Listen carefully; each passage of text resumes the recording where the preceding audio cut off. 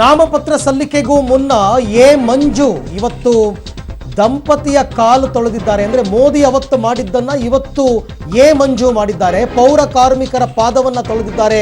Hassan BJP ಅಭ್ಯರ್ಥಿ ನಾಮಪತ್ರ ಸಲ್ಲಿಕೆಗೂ ಮುನ್ನ ಪೌರ ಕಾರ್ಮಿಕ ದಂಪತಿಯ ಪಾದವನ್ನ ತೊಳೆದಿದ್ದಾರೆ. ಆ ದೃಶ್ಯವನ್ನ ತಾವೀಗ ನೋಡ್ತಾ ಇದ್ದೀರಾ. ನರೇಂದ್ರ ಮೋದಿ ಅವರು ಕೂಡ ಅಂದರೆ ಗಂಗಾ ಕಲ್ಯಾಣ ವಿಚಾರದಲ್ಲಿ ಅಲ್ಲಿನ ಪೌರ ಕಾರ್ಮಿಕರು ಮತ್ತು ಅರ್ಧ ಕುಂಭಮೇಳ ನಡೀತಲ್ಲ ಪ್ರಯಾಗ್ರಾಜ್ನಲ್ಲಿ, ಅಲ್ಲಿ ಪೌರ ಕಾರ್ಮಿಕರು ಎಷ್ಟು ಸ್ವಚ್ಛತೆಗೋಸ್ಕರ ಹೋರಾಡ್ತಾ ಇದ್ರು, ಅದಕ್ಕೋಸ್ಕರ ಪೌರ ಕಾರ್ಮಿಕರ ಪಾದವನ್ನು ನಾನು ತೊಳಿತೀನಿ ಅಂತಂದ್ಬಿಟ್ಟು ಪ್ರಧಾನಿ ನರೇಂದ್ರ ಮೋದಿ ಅವತ್ತು ಪಾದವನ್ನು ತೊಳೆದಿದ್ರು. ಆ ದೃಶ್ಯವನ್ನು ಕೂಡ ನಾವು ನಿಮಗೆ ತೋರಿಸ್ತಾ ಇದ್ದೀವಿ. ಅದೇ ಕೆಲಸವನ್ನು ಇವತ್ತು ಮಂಜು ಕೂಡ ಮಾಡಿದ್ದಾರೆ. ನಾಮಿನೇಷನ್ ಫೈಲ್ ಮಾಡೋದಕ್ಕೂ ಮುನ್ನ ಇವತ್ತು ಮಂಜು ಪೌರ ಕಾರ್ಮಿಕ ದಂಪತಿಯ ಪಾದ ಪೂಜೆಯನ್ನು ನಡೆಸಿದ್ದಾರೆ.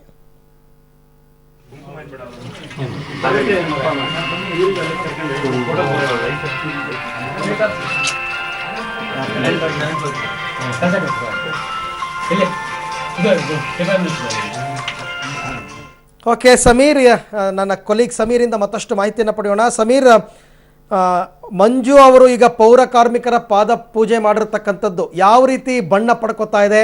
ಎಲೆಕ್ಷನ್ ಗಿಮಿಕ್ ಅಂತಾರ ಜನ, ಹೇಗೆ? ಅರವಿಂದ್, ಹಾಸನದಲ್ಲಿ ರಾಜಕೀಯ ರಂಗು ಪಡ್ಕೊಳ್ತಾ ಇದೆ ರಾಜಕೀಯ ಕಣ ಅಂತಾನೆ ಹೇಳ್ಬೋದು.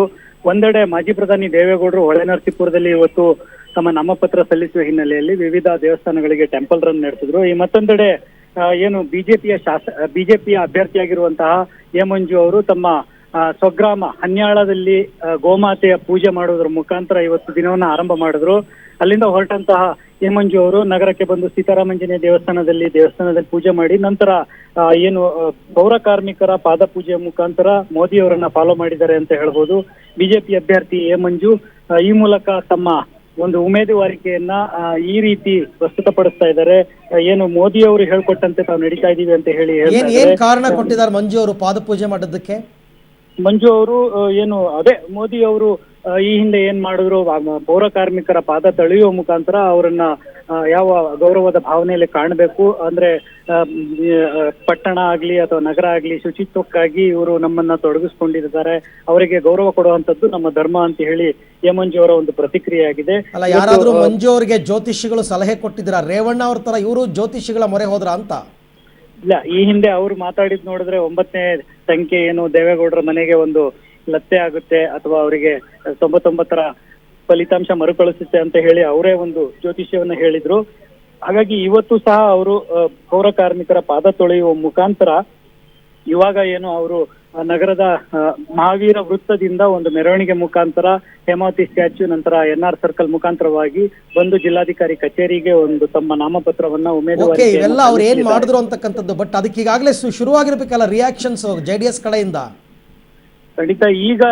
ಇದೀಗ ಏನು JDS ನ ಕಾರ್ಯಕರ್ತರು ದೇವೇಗೌಡರ ಒಂದು ನಾಮಪತ್ರದ ಕಾನ್ಸಂಟ್ರೇಷನ್ ನಲ್ಲಿ ಇದ್ದಾರೆ. ಜೊತೆಗೆ ಮಂಡ್ಯದಲ್ಲಿ ನಿಖಿಲ್ ರವರು ನಾಮಪತ್ರ JDS ನ ಕಾರ್ಯಕರ್ತರು ಈ ಒಂದು ಮಂಜು ಅವರ ಈ ಒಂದು ಕ್ರಮವನ್ನ ಒಂದು ಕಿಂಡಲ್ ಮಾಡೋದ್ರಲ್ಲಿ ಅಥವಾ ಅವ್ರನ್ನ ಟೀಕಿಸ್ತಾರೆ ಅನ್ನೋದ್ರಲ್ಲಿ ಯಾವುದೇ ಸಂಶಯ ಇಲ್ಲ ಅಂತಾನೆ ಹೇಳ್ಬೋದು ಅರವಿಂದ್. ಓಕೆ, ಆದ್ರೆ ಮೋದಿ ಅವರು ಮಾಡಿದ್ರು ಅಂತ ಮಾಡೋದಕ್ಕಿಂತ ಅದರ ನೈಜ ಉದ್ದೇಶ ಕಳಕಳಿ ಏನು ಅಂತಕ್ಕಂಥದ್ದು ಅರಿವಿದ್ರೆ ಓಕೆ ಅಷ್ಟೇ ಅಲ್ವಾ?